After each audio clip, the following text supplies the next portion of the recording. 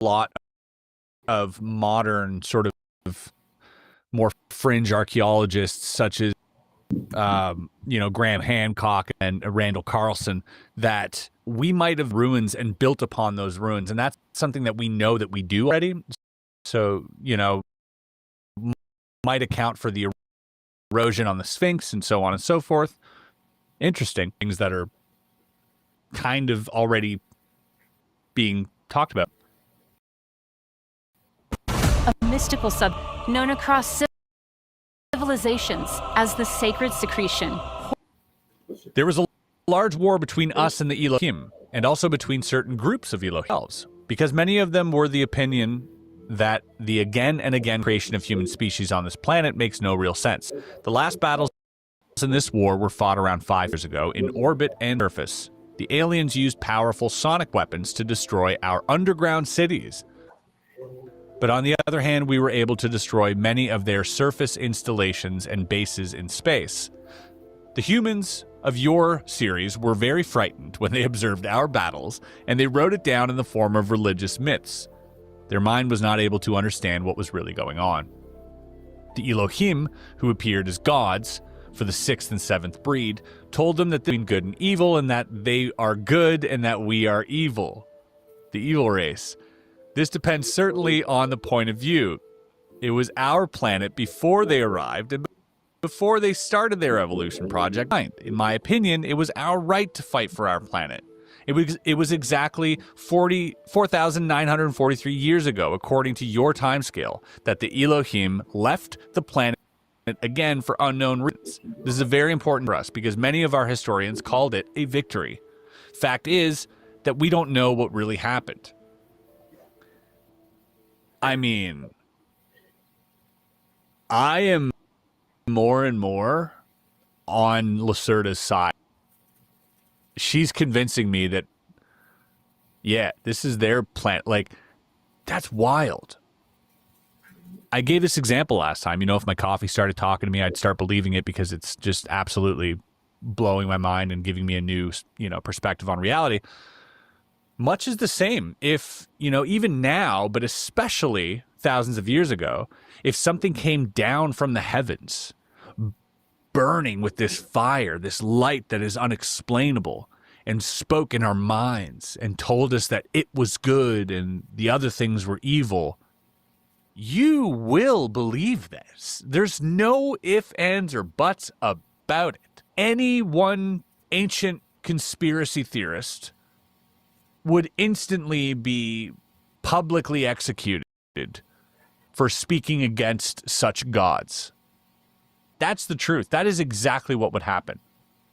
If you gave me a time machine and I popped back to, a few thousand years ago and had a flashlight with me and harnessed the power of the sun in my hand, I would be a demigod.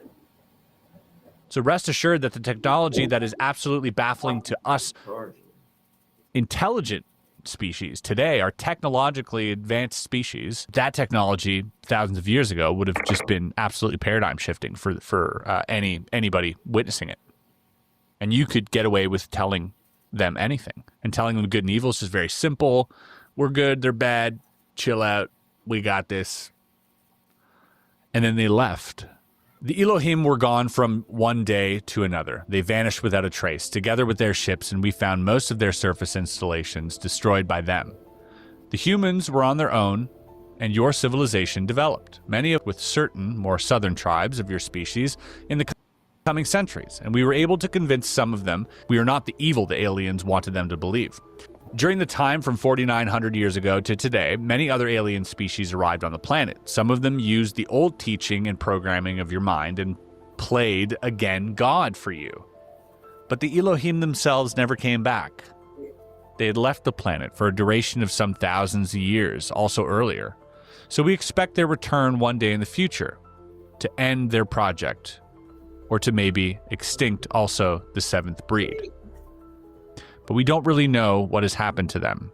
To answer this question of you in advance, could this be the famous 2027 date?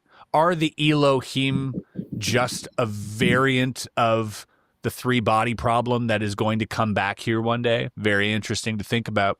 Your current civilization doesn't know anything about your real origin, about your real past, about your real world and universe, and you know very little about us and our past. And you know nothing things to come in the near future. As long as you will not understand and believe my words, I tell you the truth because we are not your enemy. As long as there is danger for your species. Your enemies are already here, and you have not understood. Open your eyes, or you will be in big trouble soon. If you haven't believed anything of the things I've told you before, then you should really believe and remember this. Question. Why do you think I don't believe you? Answer. I have certain feelings in me, despite the fact that I'm sitting here in front of you. Everything I've told you in the last 2 hours is the absolute truth about our world.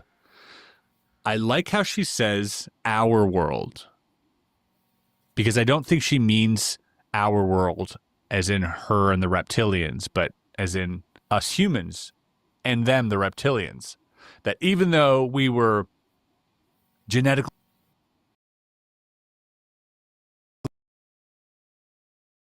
engineered and put here, they're still willing to share this place with. Wild to think that the benevolents are the underground, disgusting lizard-looking like people, and that the ones that look like us, that descend from the sky and that look like angels, are the evil ones. Very interesting turn of events here. It's crazy that, like,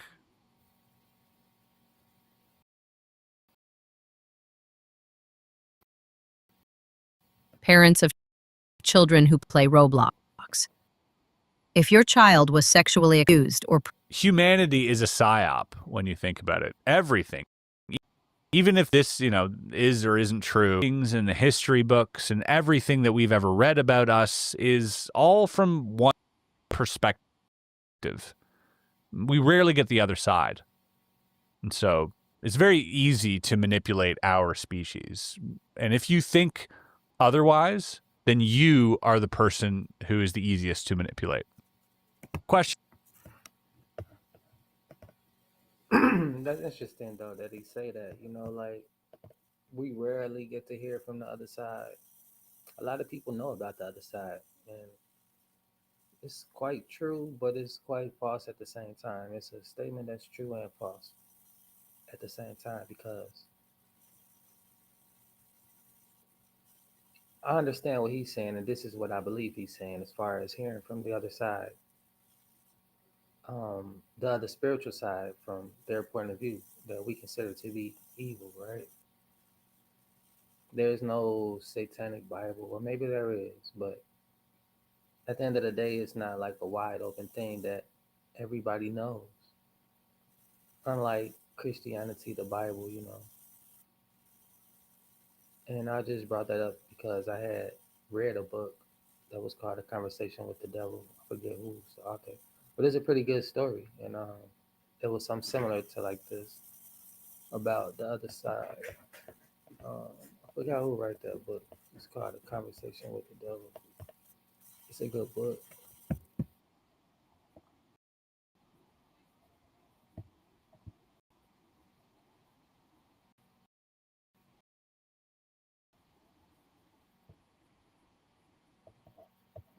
Don't ask me for names because nearly all are not pronounceable for you, pronounceable even for us.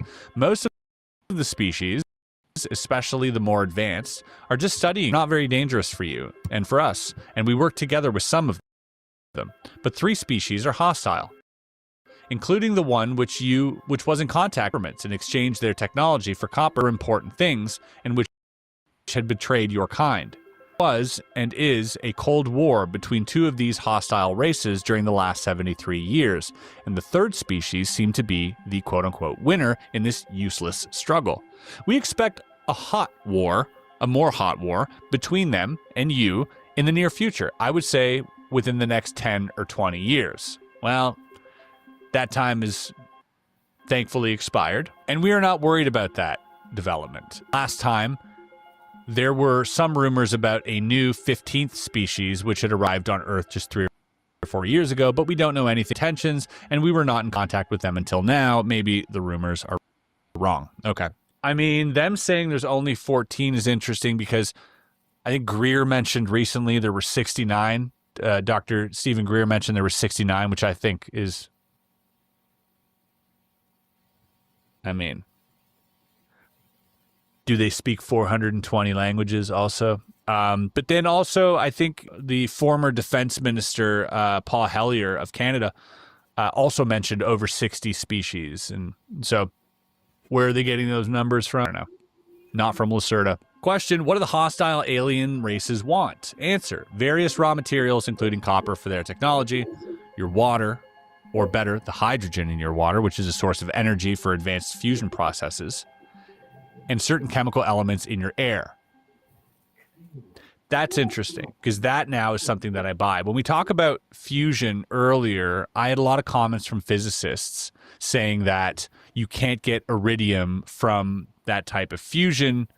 It's just not possible. The hydrogen in the water makes a lot of sense, because hydrogen, if you can harness that energy, then you potentially could have like a limitless amount of energy with our oceans, and this could be a giant gas station, intergalactically. Furthermore, 2 of your species are also interested in your body, in your human tissue and blood, because their own genetic structure is defective through bad evolution and radiation, as far as we know. And they need intact strings from your kind and from animals to repair it again and again, but they are not really able to repair the defects completely because their DNA and your DNA is not fully compatible. My own species is absolutely incompatible with them, so they are not very interested in us, and they try to make more crossbreeds between you and them by use of an artificial fertilizations and artificial wombs. We suppose that the coming war between 3 races, or between you and one or all of them, will be fought for raw material, hydrogen, air, and DNA. Hybridization is very interesting to me, and all of these theories have been voiced by a lot of people looking into the abductions and hybridization program have allegedly been going on. Question, is there a reason for the abductions? Answer, partly, especially when the aliens took egg and sperm samples from you. Sometimes the abductors belong to another and more advanced race, and they just want to study your body and your mind, which is more interesting for some of them than your solid body, as you would study a primitive animal. As I've said, 3 alien species are hostile, and this means that they do not care for your fate or for your life, and people who were abducted by them came very rarely alive. If someone is able to report about an abduction, it means, in my opinion, that he or she has not met one of the aggressive species, and that he or she is a very, very lucky human to be alive. Advanced and friendly races also took sometimes eggs and sperm samples, but for other reasons. Yeah, I suppose if you were abducted and never returned, we just wouldn't hear about the abduction, right? Question, you've said that there are only 14 species active, but why describe people who saw alien beings, so many different and bizarre types of them? Yes, thank you. Great question. Love this question. Answer, I think... Can I show you an insanely good risk-reward trade? You see, it's joining the vault right here, which is my free...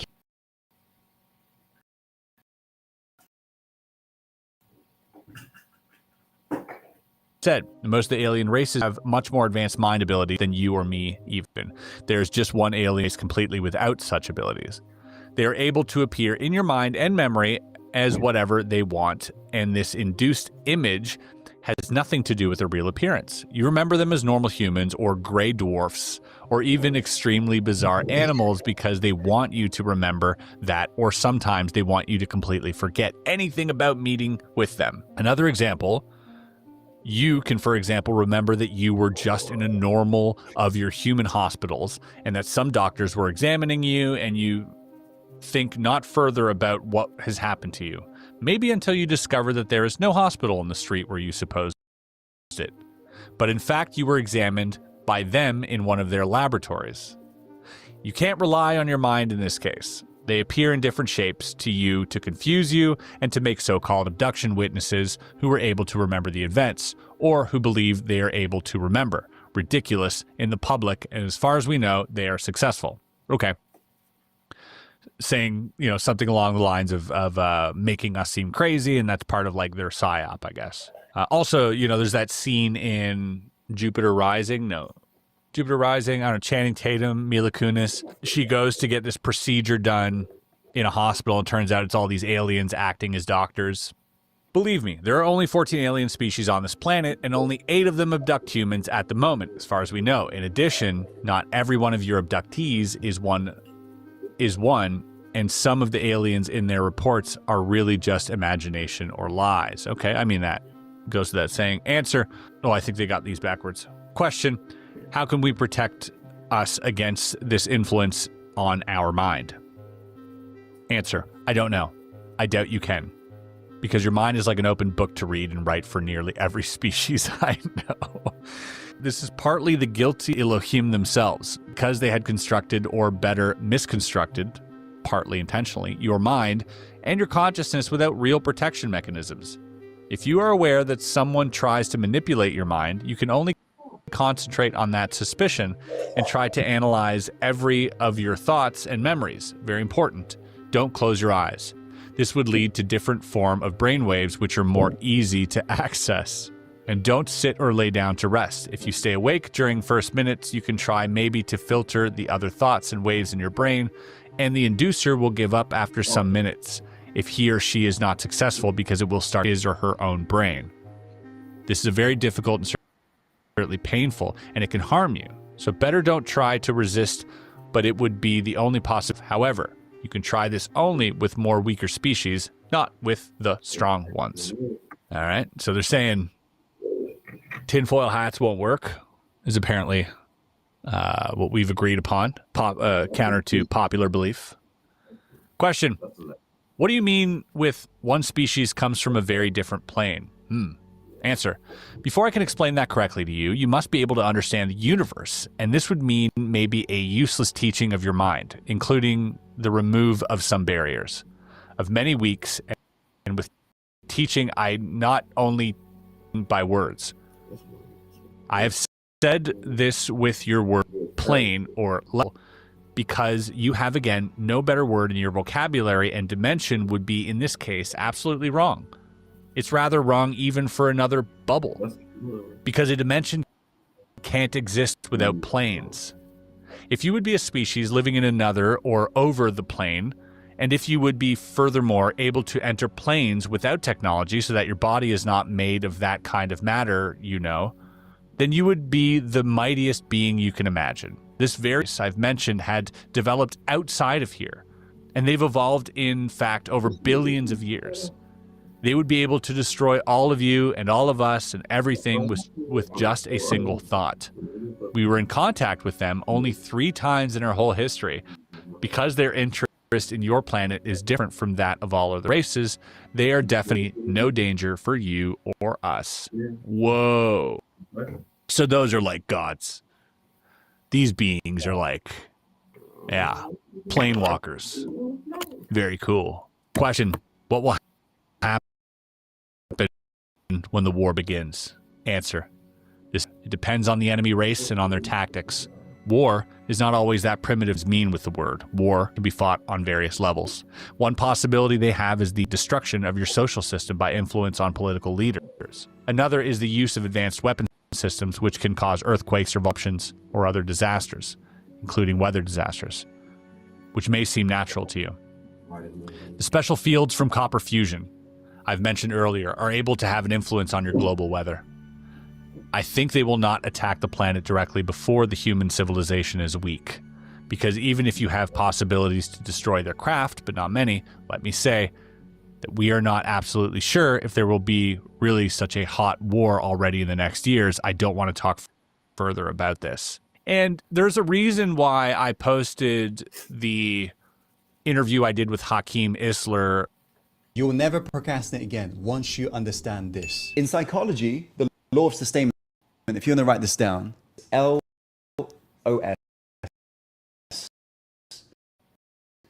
The law of sustainment is that you cannot sustain actions, aka be consistent with action. And so if you just want to quick draw out 2 trees on either side, imagine, okay, all throughout your life, your family, people who declined you, just told you, tree, you're meant to live life, apple relationship, apple health. And imagine all of them come across and you begin to dream about pairs. And you're like, no way, I deserve pairs. I deserve pair relationship, growth. But imagine you believe in apple tree psychologically, objects and tasks. When you agree, you will struggle to be consistent. When you agree, you'll be me. When you agree, you'll be saying, oh, I'm over. You begin to procrastinate. Doom scrolling all the day, all the time. And that's because, again, sustainment states that you cannot sustain action. This is actually impacting you. Because right now, you notice all of those projects and tasks you're delaying is actually directly conflicting with how you see you. And you'll notice that only those projects you're delaying right now. So that's right now, your mind is seeing you in a very specific, until we let go of this old life, you cannot create a new life. Because anytime you try to create a new life and you still see yourself as an apple tree going towards pairs, all of a sudden, you large and you reverse course and you begin to procrastinate. And then you're just about to get that result, then you get inconsistent. This is why it happens. What's the key then to breaking free from this then? Like I've done, decades of your life reading through psychological papers. Or I've distilled this into three simple yet powerful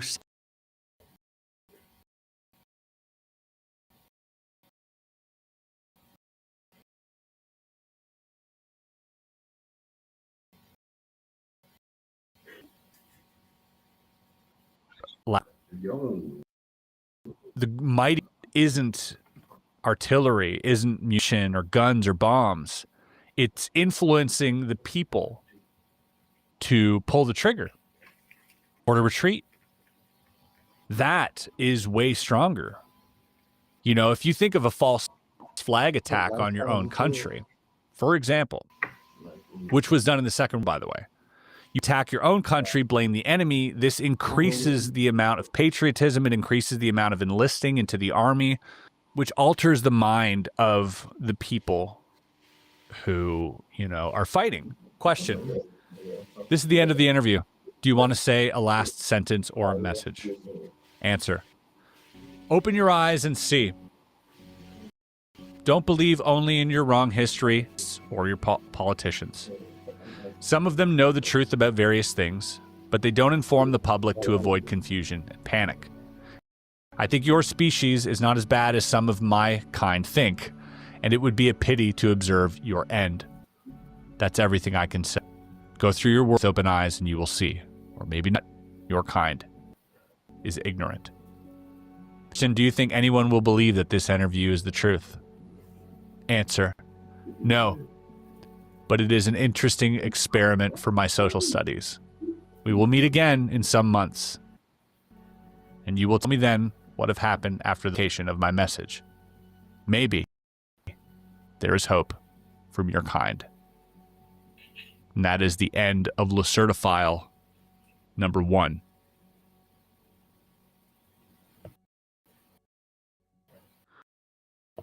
Lot to chew on. I actually appreciate more than the first one, I think. It's funny because in the first went from feeling as though Lacerda and her kind was resentful towards us being almost like, you know, mommy's little favorite child. And they're kind of like, you don't get it. I was here before you. You're just like the newborn. And now it's shifted to more of like, she's demonstrated tolerance for us in our ignorance and shown patience, even though we seem to be so wrongfully guided. And she's actually trying to alert us about the alarming nature of reality, the all sorts of potentially dangerous interactions that are happening on this planet with the various species, and kind of like forewarning. Very interesting. Am I closer to believing it than I was? I would say so.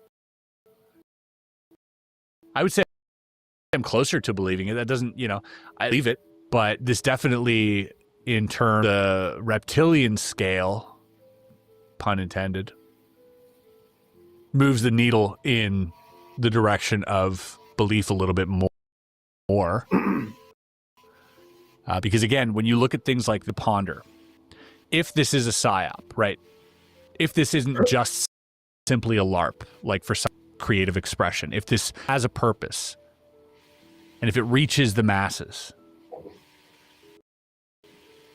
you might be able to sway public. Would it be a bad idea if you use our credit card to pay for your marketing? Actually, it is a shark from the TV show Shark Tank's credit. Using something like this, creating a fantastic story about reptilians that live underground might make you believe that this is complete BS. But by doing so, you inherently also attach the idea of some type of subterranean civilization.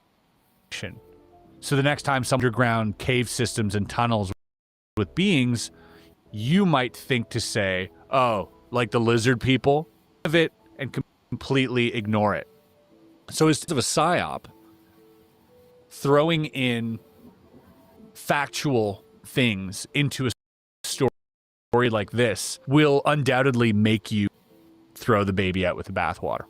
So go into something like this knowing that, because I think it's healthy. Not to say that all of this is true, but to say that perhaps some of this might be where they hide. I want to thank you guys for tuning in once again. I would love if you guys want me to read through part 2, so the second Lacerda file where they met in April. If this reaches its intended audience, then I will do so. If not, we will move on to something else. You guys have been very vocal on the first one. If it's still the case, let me know in the comments.